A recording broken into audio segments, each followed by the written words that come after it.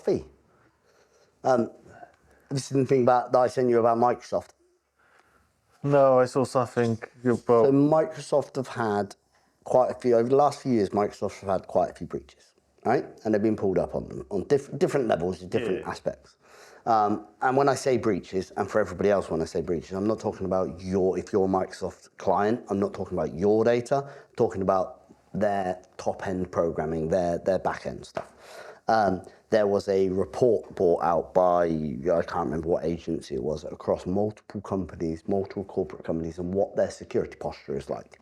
And Microsoft got a railing on it. They got they got castigated like mad because their security posture was not amazing.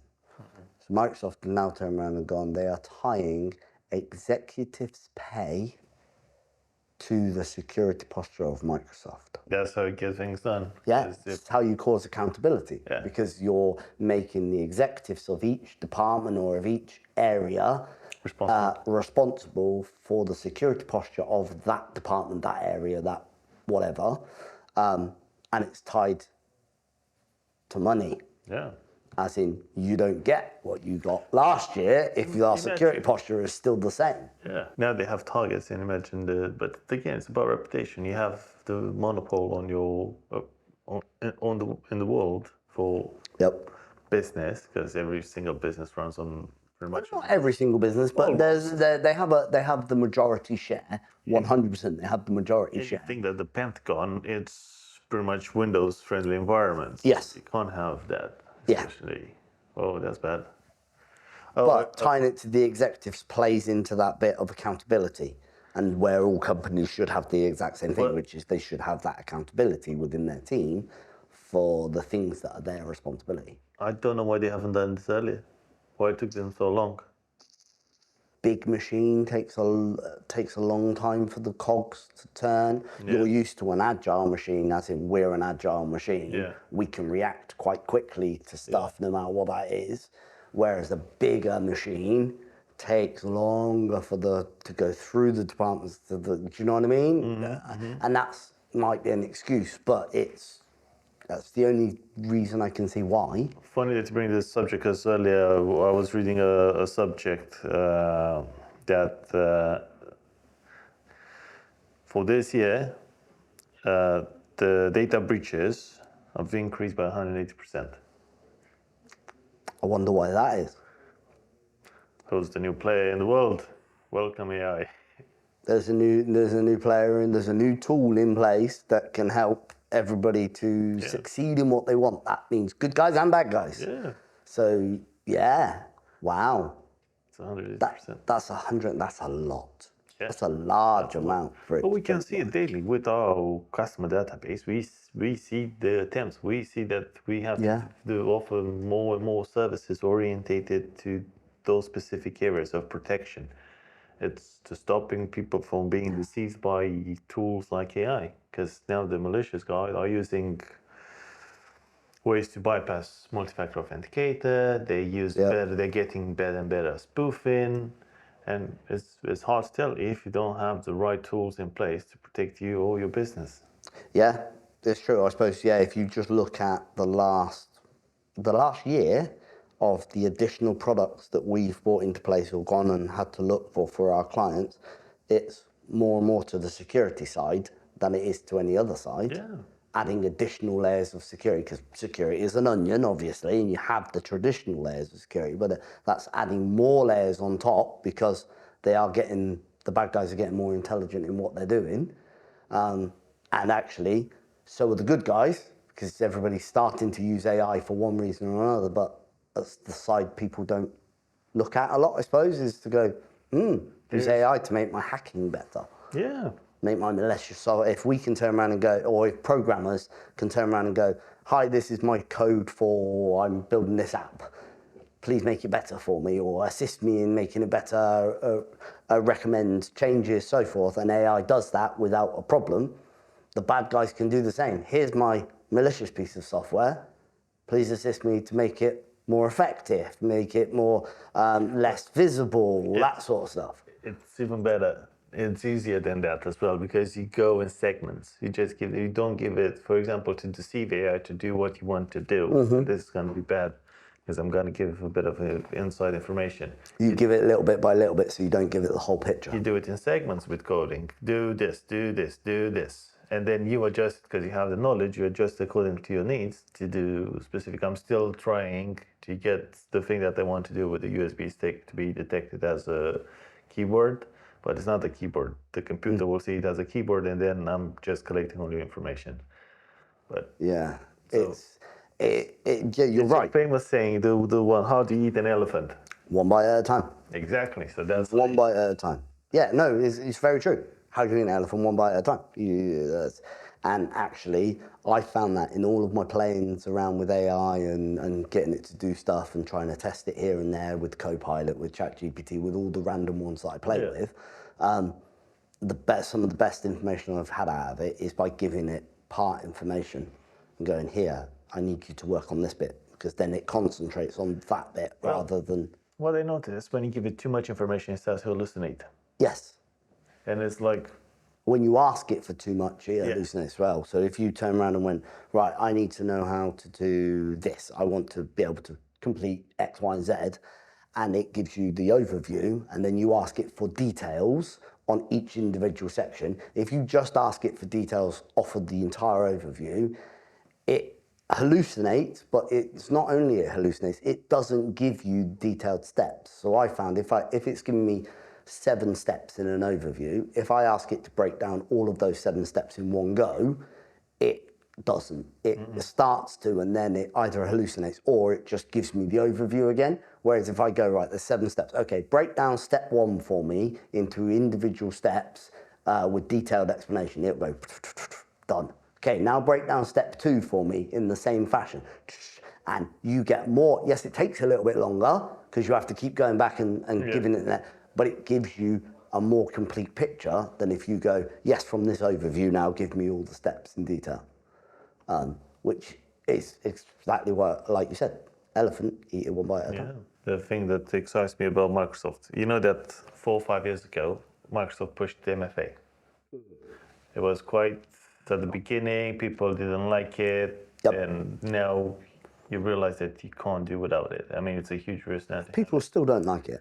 No, but I'm just thinking, like, Microsoft knew something at that time that needs to be enabled. Yes. Due to the attacks, and pretty much was the same. Well, But let's see. wasn't as- It wasn't an overnight thing that Microsoft started playing with ChatGPT and OpenAI. That relationship wasn't. For us, on the outside, it looked as though that relationship was, oh, we've got a really good thing. Microsoft went, yeah, you will invest, and now look this way. That relationship's been built over time and over years. They had their own projects in AI because they had Cortana and they were trying to get it to do better and better. Yeah. But yeah, with OpenAI, then they saw, it's like, what do you do when you see, like with the car technology or with everything, when you see a better product and you have the money for it, you go and buy it and you make it your own. Pretty much they done the same thing. So you develop it, integrate it, because I believe Microsoft makes a lot more money than ChatGPT, OpenAI with their monthly subscription. Yeah, 100%. Well, you've seen how much just Copilot is going to cost for a yearly license, right? Exactly. So, and the more people that adopt it, the more money in Microsoft's coffers. But I think it is that thing of this year going forward, if not the next 24 months, it's going to be very focused around security and very focused around how you protect against the new iterations of breaches, the new iterations of malware, because they are using AI to assist them. So it's what's going to come out as a protection side of things, because you can't have one without the other. You say that, yes, indeed. But you know that you have the ability to create ChatGPTs. I want to see if we can create the ChatGPT, but only with malicious intents. I want to see if the door is open. I don't know if it would allow you to it. I don't know if it would allow, because it's built with, what's the word? It's built with prerequisites in place. It's built with certain standards in place. That's why there was all that kerfuffle about the freaking Google AI. What happens with the Microsoft when you buy the Microsoft and it's within your tenancy? What, in Copilot, and you build your own Copilots? We'll find out very soon, because I'm going to be starting in the next few weeks building a Copilot. So when I start building the Copilot, we can have a look to see whether it is. But I would imagine, you would say this, but if you go back to the beginning of our conversation where we spoke about Microsoft security, you might not believe this, but I would imagine that the Copilots, Microsoft's Copilot, is going to be way more restricted down than ChatGPT is. You can see that, and if you ask it the same sort of questions, the type of results that you get back. Got me very curious. Well, we'll find out. Because they should have somebody. Yeah. Because I need to be, in the next couple of weeks, I need to build a Copilot out to understand how you build them, because we have a client that would like one built. But I want to play with it first. Yeah. Interesting. A year of security and AI. Yeah. And how they intertwine and mix. I think we need to question AI a bit more on how to develop new strategies of security. Because every single year in the snapshot that it takes, it should have access to the new information. Yeah. And we can look into it, like give me top 10 new breaches on how they happen and how they're being stopped and how we can prevent. Because again, it's a tool that should be used in our advantage. 100% And always. I think it just hit me now. Because we should explore that to see what he has to say and how he advised to protect. We're advisors, yeah. I'm curious to see, because at the Notice moment, you call it he already.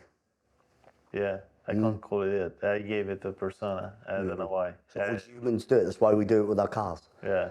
We always give something a persona. We do it with cars. Yeah. You give your car as your new car. Is it a girl or a boy? It's a boy.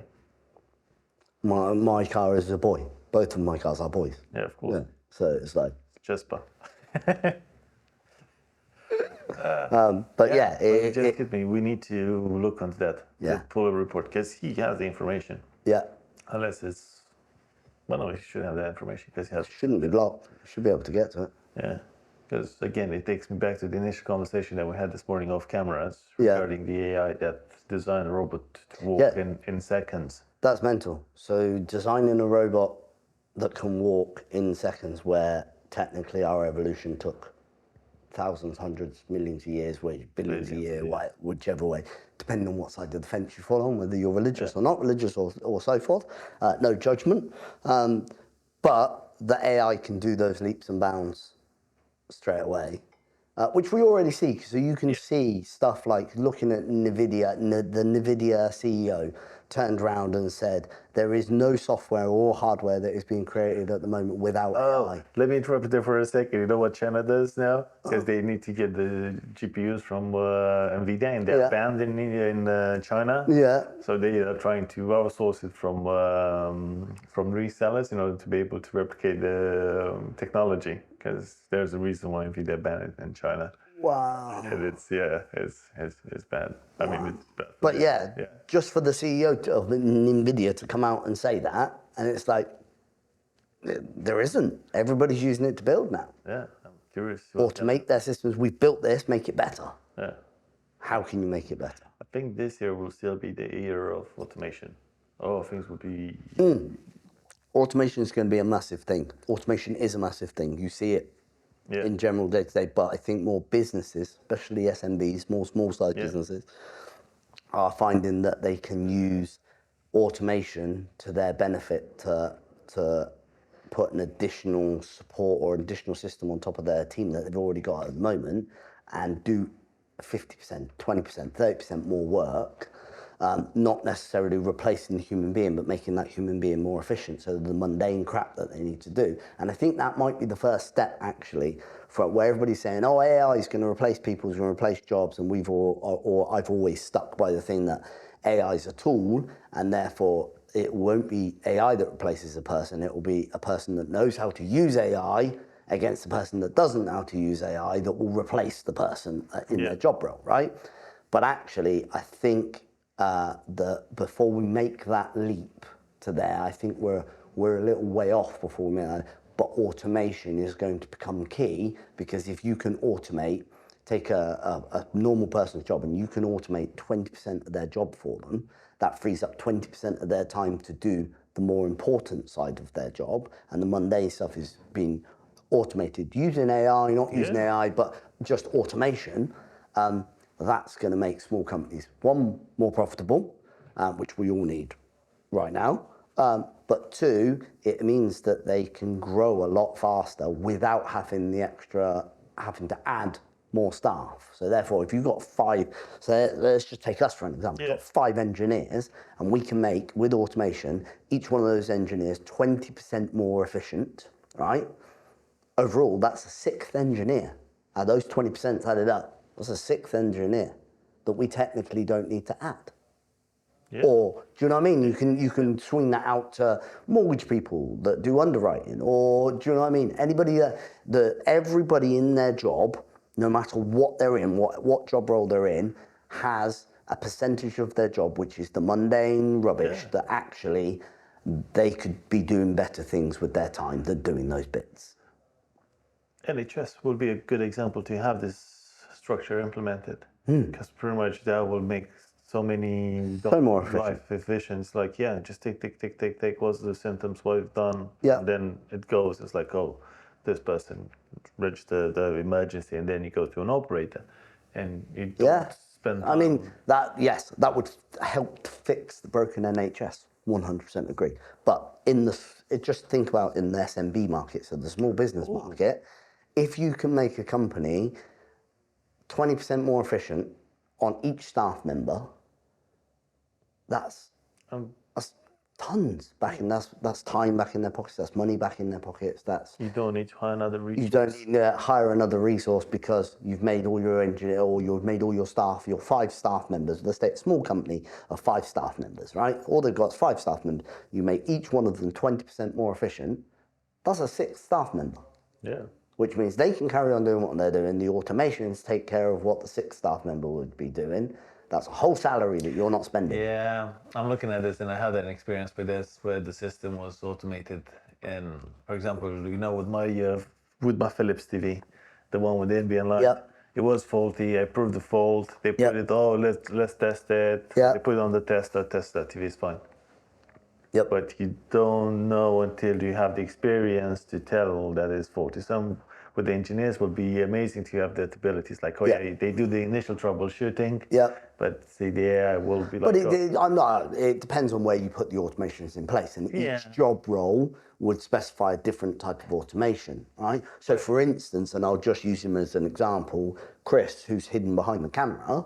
If I can make him 20% more efficient using automations for the mundane crap that he has to do on a daily basis. So he edits all of our videos, collates all our videos, writes our descriptions, posts them, and so forth. If we can find all the little bits that actually, not replacing it with AI, but with automations, and it gets him an end result, it makes him 20% more efficient. That's 20% of his time that he gets back to do more editing, more filming. Do you know what I mean? More learning to understand how stuff works. But even for small businesses as well, you can do like the part that is most annoying, quotation inquiries. That can be automated. Yeah. You just fill up your form, what you're interested, how big. So I watched an automation the other day.